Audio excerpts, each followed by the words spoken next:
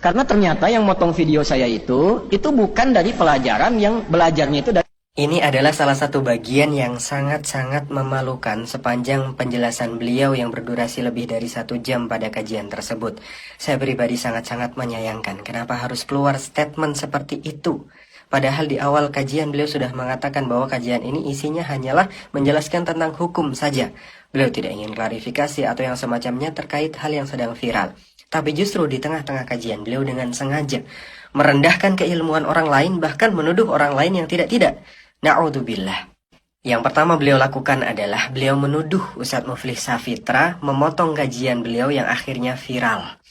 Padahal yang terjadi pada faktanya adalah video kajian itu dipotong oleh fans-fans beliau sendiri yang kemudian akhirnya viral. Kenapa viral? Karena ada statement nyeleneh di situ. Beliau mengatakan ada surat pemusik, ada sahabat di samping Nabi Shallallahu Alaihi Wasallam adalah seorang pemusik. Na'udzubillah.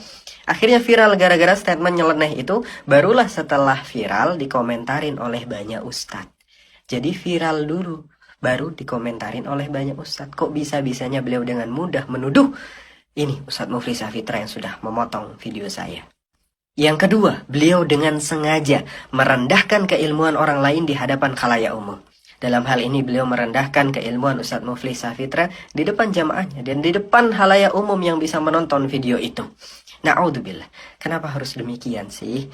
Kenapa harus seperti itu sih Ustadz? Wahai Ustadz Adi Hidayat. Sekelas Ustadz Adi Hidayat yang kata fans-fansnya cerdasnya luar biasa, kenapa harus setakut itu dengan Ustadz Muflih Safitra sehingga harus merendahkan keilmuan beliau dulu biar terlihat menang di depan jamaahnya? Kenapa? Kenapa harus seperti itu Ustadz? Wahai Ustadz Adi Hidayat. Sampai seniat itu bawa bendelan skripsinya Ustadz Muflih Safitra mengatakan ini loh sudah ada di tangan saya.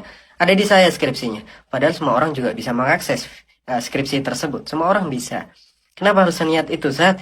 Sampai cari mendalam tentang pribadi keluarga dari Ustadz Muflih Safitra ini. Na'udzubillah. Kenapa harus seperti itu Ustadz Adi Hidayat, ya Allah. Dan beliau tidak menyampaikan juga bahwa Ustadz Muflih Safitra ini pernah mulazamah.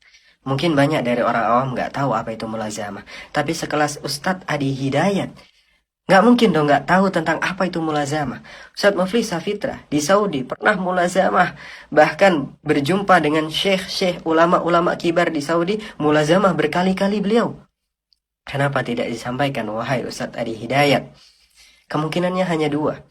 Yang pertama adalah beliau ternyata tidak menggali secara mendalam informasi tentang Ustadz Muflih Safitra ini. Sehingga beliau nggak tahu kalau Ustadz Muflih Safitra pernah mulazamah.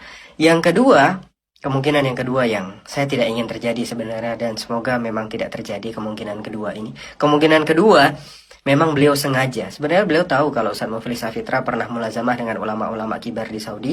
Tapi beliau dengan sengaja tidak menyampaikan itu di depan khalayak umum biar terlihat menang. Biar terlihat tetap pada statement beliau bahwa siapa orang ini berani ngomentarin saya. Wong cuma lulusan teknik industri aja kok berani ngomentarin saya. Siapa? Na'udzubillah, jumawa sekali. Na'udzubillah. Semoga bukan itu yang terjadi. Semoga hanya kemungkinan pertama saja yang terjadi.